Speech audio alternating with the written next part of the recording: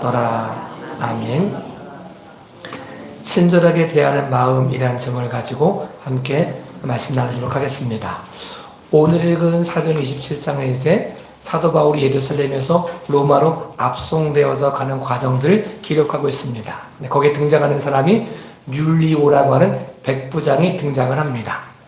율리오는 백부장이니까 많은 죄수들을 옮기는 작업을 했기 때문에 죄수가 잘못된 것이 있거나 잘 안 될 수 있는 것을 염려해 가지고 굉장히 포악하게 대할 수 있는 위치에 있는 사람이 이 율리오라는 백부장이었습니다.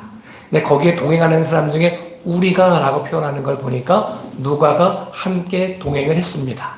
누가의 눈을 통해서 기록된 모습이 뭐냐면 율리오라는 사람이, 백부장인 율리오라는 사람이 강포하게 포악하게 행동해도 누가 뭐라고 할 수 없는데 죄수니까 그렇게 하는데 그 사람 중에 바울에게 친절에 대하여 친구들에게 가서 대접받기를 허락했다라고 기록하고 있습니다.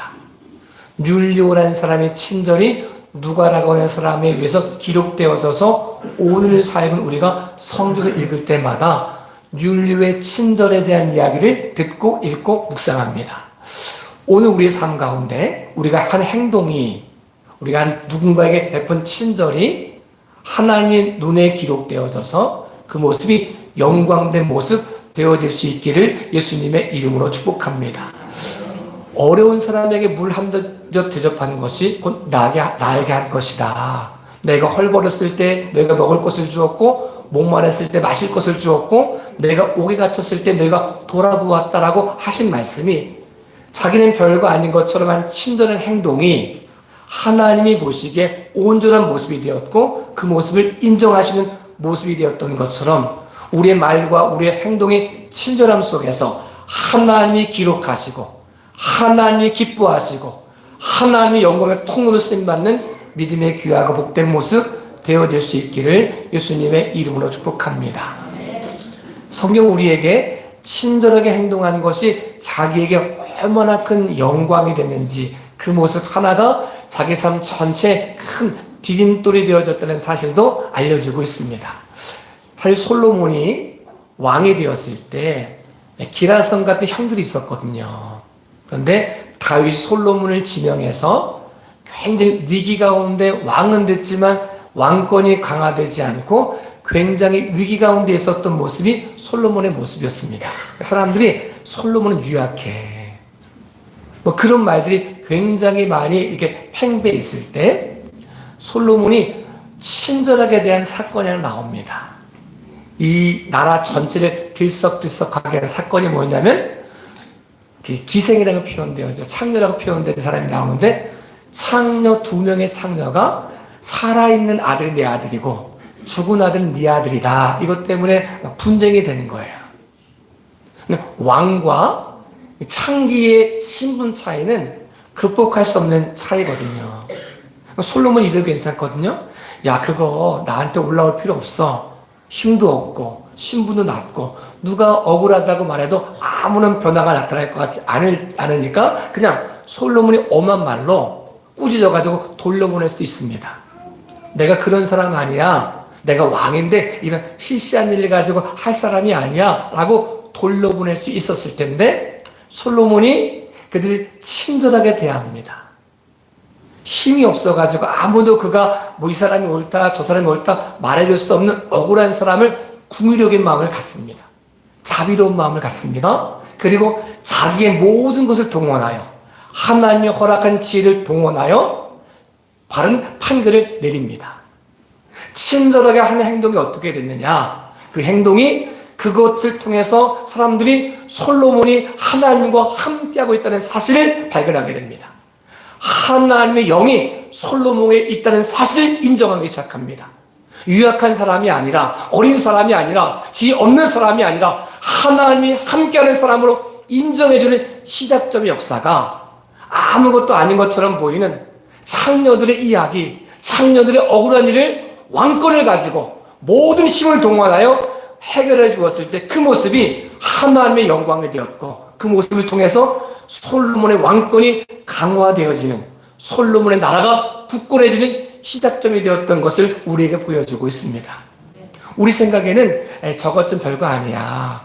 나와 상관이 없어. 저 사람 억울한 일이 나에게 무슨 소용이 있겠어. 신분은 다른데 저 사람이 무슨 영향이 있겠어 라고 말하지만, 성경 우리에게 말씀하시기를 어린 소자에게 한 것이 곧 내게 한 것이고 어린 소자에게 하지 않은 것이 곧 내게 하지 않은 것이라고 말씀해 주고 있습니다. 이 율리오라고 하는 백부장이 수많은 죄수를 왔다 갔다 하니까 혹 문제가 생길까봐 포악한 말로 말할 수도 있고 뭐 그럴 수 있지만, 그 모습의 친절함이 성경에 기록되어짐을 통해서 부끄럽지 않은 삶, 이 삶이 증거됐을 때 부끄럽지 않은 삶이 됐던 것처럼, 우리가 누군가에게 베푼 친절이 하나님의 영광이 되어지고, 혹 우리가 잘못된 불편함 때문에, 불친절 때문에 부끄러움을 당하지 않을 수 있는 믿음의 귀하고 복된 모습이 되어질 수 있기를 예수님의 이름으로 축복합니다. 성경이 이렇게 표현되어 있습니다. 예수님께서 이스라엘에 이만한 믿음을 본 사람이 없다, 본 적이 없다라고 말하는 사람이 백부장이라 등장합니다. 근데 백부장은, 로마의 백부장은 굉장한 권력을 가지고 있는 위치입니다. 그것도 식민지에 가가지고 군림할 수 있는 백부장의 권한이 어마어마하거든요. 근데 이 백부장에게 종이 병들어 죽게 되었습니다. 그럼 보통 안타깝지만 어쩔 수 없다 이러면 되거든요. 그런데 백부장이었던 사람, 로마의 백부장이 이름도 없이 막 시골에서 병 고치고 다닌다는 예수님 앞에 사람을 보내가지고 간청하기는 쉽지 않습니다. 신분 차이가 있으니까. 그리고 만약에 자기 아들 같으면 모든 거 다 내려놓고 아들 살리는데 체면이 뭐가 있겠냐 이렇게 말할 수 있지만, 아들도 아니거든요. 딸도 아니거든요. 종이거든요. 돈 주고 살 수도 있고 팔 수도 있는 그 종이 병들어 죽게 되었습니다. 그럼 보통 같으면 안타깝지, 어쩔 수 없다 이럴 수 있는데, 이 백부장의 마음속에 그 병들어 죽어가는 종에 대한 친절한 마음이 있었습니다. 궁일이 여기는 마음이 있었습니다. 자비한 마음이 있었습니다. 내가 좀 체면이 구겨진다 할지라도, 남한테 어려운 소리 하기 굉장히 어렵지만 이 종을 살릴 수만 있다면 백부장의 모든 권한을 내려놓고 구할 수 있는 마음, 그 친절한 마음이 이 백부장의 마음속에 있었습니다. 사람들에게 보냈습니다. 사람들을 보내가지고 이야기하니까 예수님이 가서 고쳐주겠다. 그랬더니 부장이 아닙니다. 제 위에 천부장이 있는데 군대는 명령입니다. 천부장이 가라 하면 제가 아무나 갑니다. 오라 하면 아무도 옵니다.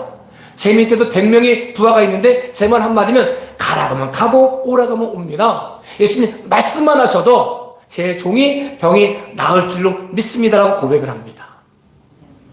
친절하게 대하는 그 모습 속에 예수님이 인정하시는 모습이, 이스라엘에도 이만한 믿음을 가진 사람은 본 적이 없다라고 말하고 있습니다. 이방인이라고 표현되는 사람, 군인이니까 굉장히 광포할 수 있는 사람이 친절한 행동을 통해서 예수님의 영광을 보고 이스라엘에 이만한 믿음이 없다고 말할 만큼의 인정을 받을 수 있었던 것처럼, 우리가 어떤 위치에 있든지 상관없이 포악한 말이 아니라 친절한 말로 행할 수 있는, 친절한 말로 대할 수 있는 저와 여러분의 삶 되어질 수 있기를 예수님의 이름으로 축복합니다. 우리가 한 친절의 행동이 자기 삶 전체를 굳건하게 하는 것들을 이렇게 표현해주고 있습니다. 우리가 잘 알고 있는 것처럼 예루살렘에서 여리고로 내려가던 사람이 강도 만난 사람이 있었습니다. 근데 사람들은 보통 강도 만난 사람을 보면 찾는 것, 네가 뭘 잘못해가지고 이렇게 된 거 아니야? 라고 이야기합니다. 내가 뭐라 그랬어? 막 밤에 가지 말라 그랬지? 이렇게 이제 계속 얘기하는 게 사람들의 모습인데, 저도 제일 듣기 싫은 말이, 어려운 일 당할 때 또 어려운 일 당했어? 또 아파? 이거 굉장히 어렵거든요. 근데 이 강도 만난 사람이 거만 죽게 되었는데 다 그냥 지나가는 거예요. 아무도 그걸 궁을 여기지 않는 거예요. 아무도 친절하게 이야기하지 않는 거예요.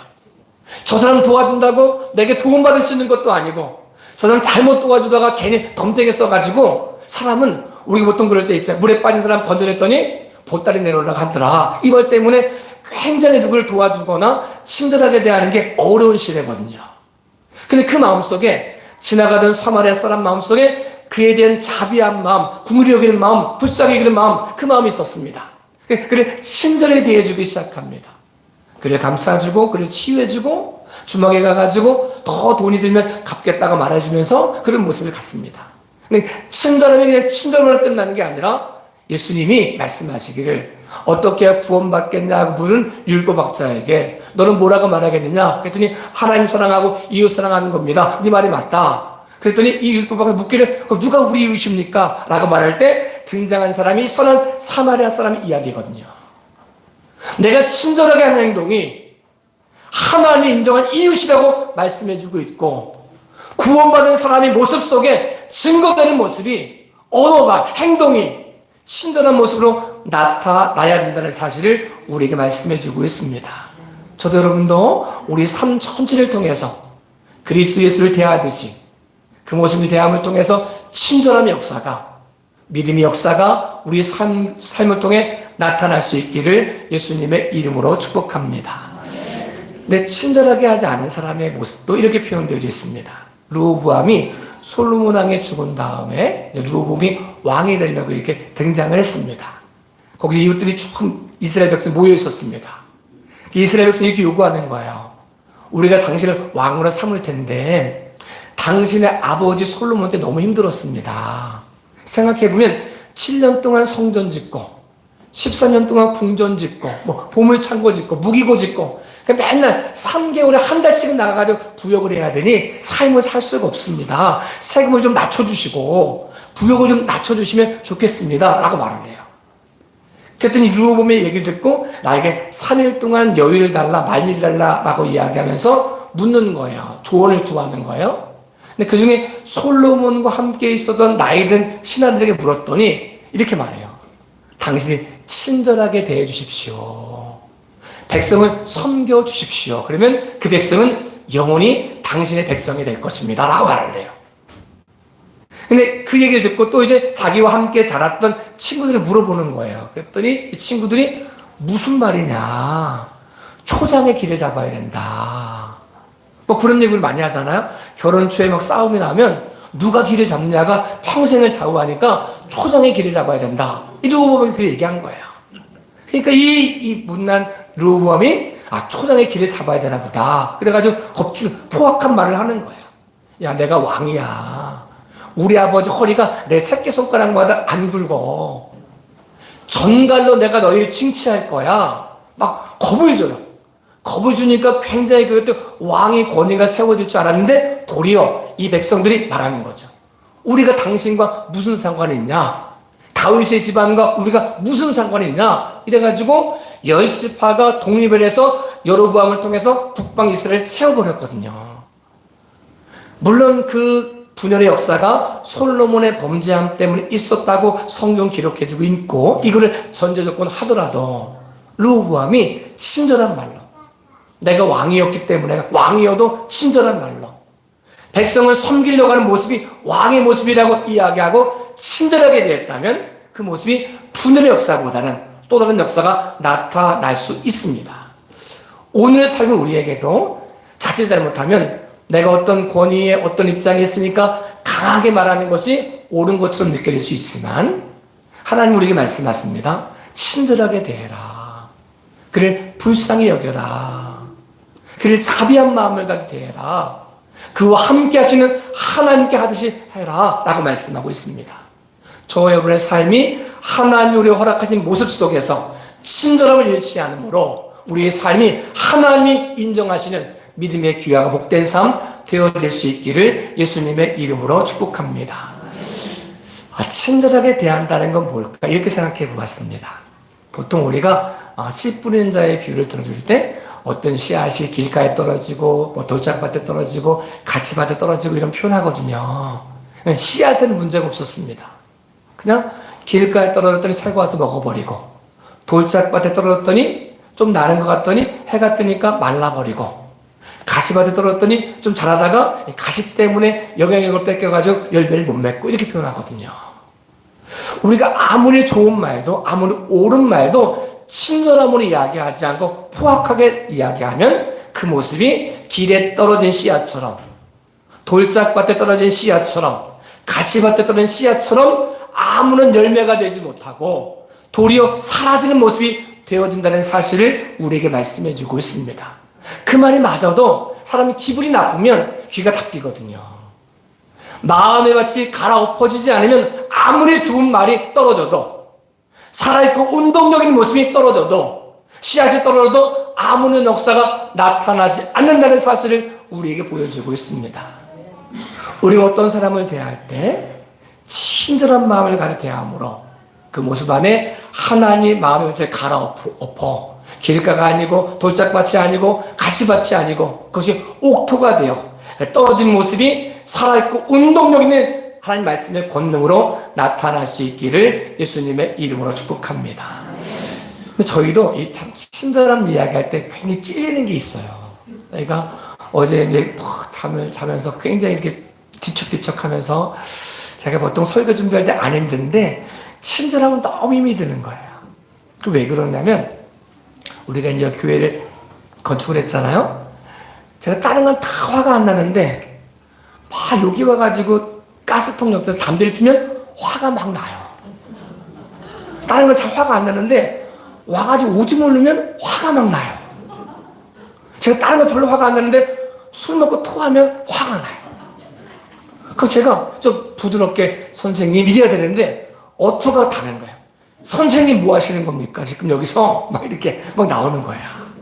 제가 준비하면서 이런 생각했어. 하나님, 제 마음속에 그를 구력의 마음을 주셔서 혹시라도 그가 술 먹고 토할 때 얼마나 힘들어서 그럴까를 좀 알게 해주세요. 어쩌면 그럴지 모르잖아요. 이 사람이 생과 사의 갈림길에서 너무 힘이 들어가지고 그래서 술 먹고 내가 이렇게 살면 어떡해 이렇게 해가지고 너무 힘들어서 교회 와서 토했을 때 제가 부드러운 마음으로 친절한 마음으로 등을 두드리면서 선생님 이렇게 얘기해서 나중에 수년 내의 간증이 제가 교회에 오게 된 이유가 제가 술 먹고 토했을 때 목사님을 딱 등장하더니 제 어깨를 두드리면서 선생님 이 모습이 간증이 될 수 있는 삶이 되었으면 좋겠습니다. 정말 우리 마음속에 이해가 되지 않고 어떻게 저럴 수 있어? 다른 데 다 담배 피우면 화가 안 나는데 가스도 여기서 화가 막 불나면 어떡하려고 해요? 이게 막 올라오거든요. 그래서 화장실 안 오더라고. 이 사람들 문 열어줘도 꼭 술을 먹으면 저기다가 넣어야지 좋은가 봐요. 내가 저쪽에 화장실인데라고 말해도 안 들어. 그래서 막 이렇게 제 불찰입니다. 우리 교회가 부흥하기 위해서는 제가 그런 사람도 품을 수 있는 선생님 부드러운 말로 친절한 말로 친절한 행동으로 그 삶 가운데 예수의 생명을 심을 수 있는 목회자가 될 수 있도록 여러분 기도해 주시기를 부탁을 드리겠습니다. 저희가 이거 박수 안 해주시고 저희가 이렇게 과거에 현재에도 굉장히 저에게 친절하게 대하시는 분이 많이 계신데 제가 목회를 하면서 내가 참 저런 친절은 배워야 되겠다라고 생각했던 모습이 있습니다. 제가 첫 목회지가 울풍이었는데 그때 이제 온 지 얼마 안 돼가지고 횃불회관이라고 하는 양재에 있는 횃불회관 큰 교회입니다. 근데 거기에서 이제 그 이해실 사모님이 성경이 읽어지네 세미나가 있었습니다. 그래서 목금토 2주간의 세미나가 있어가지고 같이요 공부하러 갔는데 이제 그 당시에 밥값은 굉장히 쌌는데 하룻밤 자는 게 7만 원이 8만 원이 이랬어요. 그러면 목금토니까 이틀 자면 16만 원이잖아요. 그 다음 주까지 가면 32만 원이잖아요. 제가 한 달 사례비가 30만 원이었거든요. 그러니까 이게 굉장히 어려운 거예요. 막 왔다 갔다 하기가. 그래서 그냥 한 번을 가면서 생각하기를 내가 2박 3일만 참석하고 와야지. 그 다음에 가지 말아야지. 이렇게 생각을 했어요. 근데 같이 갔던 나이 든 많은 권사님이 자기네 밥을 안 먹겠다는 거예요. 이거 돈이 아까워서 안 드시겠다는 거예요. 그래서 제가 양심이 있지 혼자 가서 먹고 올 수가 없어가지고 제가 빵을 사러 갔어요. 빵을 사가지고 오는데 처음 보는 건데 물어보시는 거예요. 저한테 어떻게 오셨냐. 그래서 이렇게 저렇게 얘기했더니 이분이 어디서 주무시냐 물어보는 거여서 사실은 이거 여기 해가지고 여기서 그 횃불화관 옆에 이 방에 있는데 거기 8만 원짜리 묵고 있습니다. 근데 그분이 그러는 거예요. 다음 주 올라오시면 제가 숙식을 책임져 주겠다는 거예요. 그래서 제가요 그 다음에 갈 때는 알 사람을 데려갔죠. 여보 내가 혼자 가지 않아도 괜찮을 것 같아. 근데 그분이 횃불회관에서 양재관까지 있는 거기 아파트에서 전 분당의 아파트를 처음 가봐 잡았어요. 그렇게 큰 아파트 처음 봤어요. 그 당시에는 안방에 화장실이 있는 걸 제가 처음 봤잖아요. 근데 거기서 잡은 사람입니다. 근데 자는데 이분이 굉장히 잘 섬겨주는 거야. 아침, 점심, 저녁. 근데 그때도 지금도 그렇지만 더 그랬을 때 제가 그 당시 얼굴이 까맸거든요. 시골에 몇 안 되는 성도를 섬기는 까만 전도사가 촌티가 줄줄 자는 까만 전도사가 와가지고 하는데 이분이 굉장히 부티나게 있는 분이 섬겨주는 거예요. 이유는 한 가지. 제가 뭐 잘생겼길 했겠습니까? 뭐 훌륭했겠습니까? 뭐 아무것도 아닌데 촌티 줄줄 자는 전도사를 섬겨주는 이유는 한 가지. 하나님을 섬긴다는 이유 하나만으로 그분이 굉장히 잘 섬겨주셨어요. 그래서 그때 마음의 결심을 했죠. 내가 목회할 때 우리 교인들이 나를 아주 편하게 생각했으면 좋겠다. 편하게 전화도 하고 얘기도 하고 좀 만만했으면 좋겠다. 설교할 때는 그러면 은혜가 안 되니까 말고 제단을 딱 내려가는 순간 좀 편안하게 목사님 이렇게 편하게 얘기할 수 있는 뭐 누구누구 거쳐가지고 저한테 오는 게 아니라 다이렉트로 목사님께 전화할 수 있는 그런 모습이 됐으면 좋겠다고 생각한 적이 있습니다. 제 인생 전체, 목회 전체 방향을 바꿔줬던 모습이 그분의 따뜻한 섬김이었습니다. 친절함이었습니다. 우리가 어떤 인생 속에서 하나님 앞에 갔을 때 누군가 우리에게 말하기를, 누군가 하나님께 말하기를 내가 저분의 친절로 인하여 내 삶이 바뀌었습니다. 저분의 친절한 말 한마디가 내 삶을 바꿨습니다. 힘이 되어졌고 용기가 되어졌습니다라고 말을 들을 수 있다면 얼마나 행복하겠습니까? 우리 열매있는 교회 공동체에 있는 우리 한 사람 한 사람이 친절한 말과 친절한 행동과 꿀이 뚝뚝 떨어지는 눈빛을 통해서 우리 교회를 처음 오는 사람이 이 교회에 하나님이 계시는구나, 사랑이 있구나라고 고백함을 통해 믿음의 정착을 내리고 그 인생 전체를 고백하기를 내가 그때 어떤 권사님의 따뜻한 말 한마디가, 사랑이 있는 눈빛 하나가 내가 이곳에 정착을 하고 믿음의 삶의 결단을 가지고 믿음의 경주를 했다고 고백할 수 있는 그 간증의 통로가 저와 여러분의 삶이 되어질 수 있기를 예수님의 이름으로 축복합니다. 우리 삶 전체를 통해 고백하기를 우리 삶의 언어 하나가, 표정 하나가, 이 모든 모습이 하나님 마음껏 사용하시는 은혜 통로가 되어져서 우리 당대로 끝나지 않고 이 친절한 역사가 후대에게도 믿음의 귀한 역사로 남을 수 있기를 예수님의 이름으로 축복합니다. 이 말씀 한 말씀 드리고 마치고자 합니다. 요나단과 다윗의 우정을 이야기할 때 사실 요나단이 다윗보다 나이가 많았습니다. 신분도 높았습니다. 요나단은 왕조였습니다.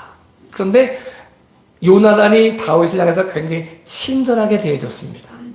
경쟁 관계로 생각했으면 막 뭐라고 하고 막 이렇게 지위를 뺏고 이렇게 변방으로 돌려야 되는데 굉장히 잘해줬습니다. 자기 아끼는 것도 주고 또 아버지 사울이 죽이려고 할 때 도망갈 수 있게 해주고 쭉 이야기합니다. 그래서 이 사람이 이야기하는 게 이렇게 말해요. 다윗에게 말합니다. 하나님이 당신의 너를 왕으로 삼을 줄 내가 안다. 근데 네가 왕이 됐을 때 우리 가족을 좀 긍휼히 여겨달라고 말을 해요. 근데 사울이 죽고 이소들도 죽고 왕이 통일됐을 때 사람들이 생각합니다. 다윗이 사울 왕가를 씨를 멸하겠지, 보복 정치하겠지, 이렇게 생각합니다. 왜냐하면 괜히 잘못됐다가 베냐민 지파가 우리 왕 세우겠다가 반역하면 안 되니까 씨를 없애는 게, 정적을 없애는 게 보통 사람의 수순인데, 그런데 사울 왕의 집안의 사람을, 살아남은 사람을 찾아냅니다.